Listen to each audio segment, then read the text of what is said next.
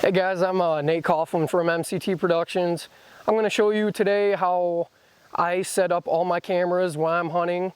I'm about 95% of the time hunting by myself, so this is going to be for solo hunters. You know, you can set up like this, do many different things, but this is how I do it, and it could work for you, or you could get something from this video and try something on your own. So here we go. First thing I'm going to tell you right now, the most important thing is right here, your tree harness. You do not want to be in a tree stand without it. You know, you're in a single man stand.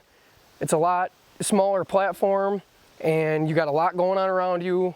When the deer comes up, you're focused on the deer and you could slip off your stand and that could be the end of it. So take care of yourself first and get a muddy tree harness. These things are not very expensive at all. Just do yourself a favor and practice safe hunting. So another thing I'm going to cover, you'll see a lot of my videos. I got a 70D DSLR above me for my B-roll, and I got a Canon G30 that I'm looking at right here. So, you know, you might just be starting videoing. I'm not going to expect you to go out and buy all this stuff right off the bat. That's, you know, a lot of money right there. So what I have done over the last 3 to 4 years is accumulate all this stuff. So a great camera to start with is what I start with is a Canon, a Sony Handycam, sorry about that.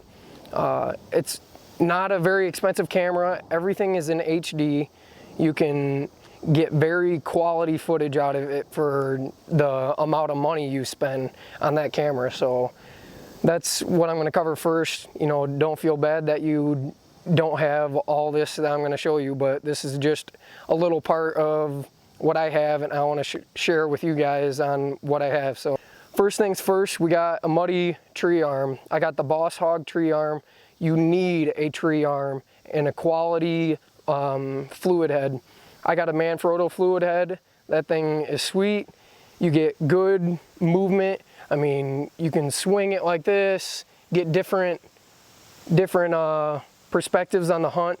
You can do many movements with this, even when you don't see deer, just to get your filler footage and keep your hunt rolling and stuff like that. So when you do go back and have the production, you have plenty of filler footage and keep your watchers interested.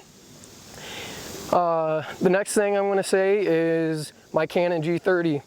It's right here. I got a Rode shotgun mic, and this thing's sweet. You know, I suggest, you know, don't use just the audio from the camera itself. That's that right there. I also have a very key instrument that I have is a controller. This thing, you can control the focus, you can control the zoom. That's what I mainly do it for. You can control the speed of the zoom going in, going out, and it's very useful, especially for you solo hunters out there. You can have your bow in one hand, have your camera in the other, and here comes, you're swinging around. You can be right here moving your zoom, pull back, boom, there you go, follow the deer, keep going. That's one thing I do very highly suggest if you are a solo hunter. So next thing I'm going to go with is my my microphone I have here. I just got this. It's a Rode wireless microphone. I think it's the Rode Link or something like that. I'm pretty new to it. This is like the second time I'm using it pretty much. So I have that hooked up to my Canon DSLR up there. It's up there, as you can see. So that's getting my audio from my wireless microphone. So that's my main B-roll if I'm going to be sitting here talking during a hunt that, you know, I'm videoing a deer off in the distance and I want to say something. Instead of turning this camera around, you're not getting the camera footage that you need on the deer. You're actually spinning the camera around, losing the video that you need. You could just, you know, poke around right here. There's a deer right here. He's coming this way.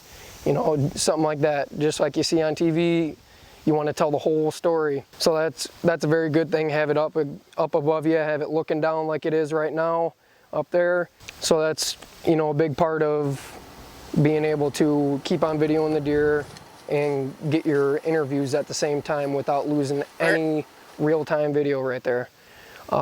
Next thing, second B-roll cameras, you know, the GoPros. I got a couple GoPros here. I'll show you. This is just something I do real quick is, you know, right there. I got a GoPro down here at the bottom of the stand looking up at me. You know, that's a cool little view there. And then also if you want to put one up here in the tree looking at you, there's another thing you can do. You got the Gorilla holders that you can wrap around tree limbs. If you got a tree peg, that works too. You can screw it into the tree, wrap it around the tree peg. That'll work. But I got a couple trees where I like putting it in this tree right here where I can lean over a little bit, put the GoPro on it. It has a cool little angle back at me. Or there's this big oak tree that I sit in and there's a big limb. I'll actually, when I'm coming up the ladder, put it out there facing towards me. So you got the limb in the frame and then you got me, you know, a big wide angle view of what you're doing, you know, messing with my cameras, doing this camera up here, turning this camera, videoing the deer, just all kind of things like that. So a little recap. So we have number one thing, safety. Safety first, protect yourself. Second thing, we got the camera arm. The Muddy Boss Hog is what I have. I also use the Outfitter arm.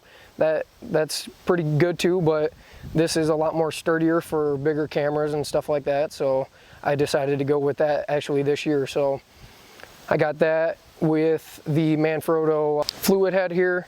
You can see up above, I'll show you again, the controller, which is awesome. And then you got the audio. I got the audio up here on the shotgun mic, and I got the audio right here on the wireless mic. And then to conclude, you got the B-roll that I was just showing you from up there, and you got your backup cameras, you know, showing different angles. You draw on the bow, you could have one on your bow, you could have one on the limb, like I said. You can get really creative with that, just the second angle where it's not just the deer, but I can show you what I'm doing to capture that video right there. So again, my name's Nate Coughlin. I'm with M.C.T. Productions. If you got any questions, me or Brent Thompson, he's another guy on the page, we're very active in trying to get people known. So I wanted to get this video out and answer a question for you guys. So if you have anything else, put it right in the comments right below. Any questions we can try to help you with. You know, we're far from being professionals. We're not going to sit here and tell you we know everything. This is something where I'm kind of an amateur slash getting where I'm getting comfortable videoing, and I wanted to share with people that might want to, you know, join us. We're looking for people to come on our team with us, and I'm just trying to teach you guys some stuff so you don't have to learn it on your own. I learned a lot of things the hard way, and you shoot a deer and you look back and you're like, wow, I can't do anything with that footage because it's not good. So I wanted to share with you guys what I do. So again, comment underneath, and happy huntings from M.C.T. Productions.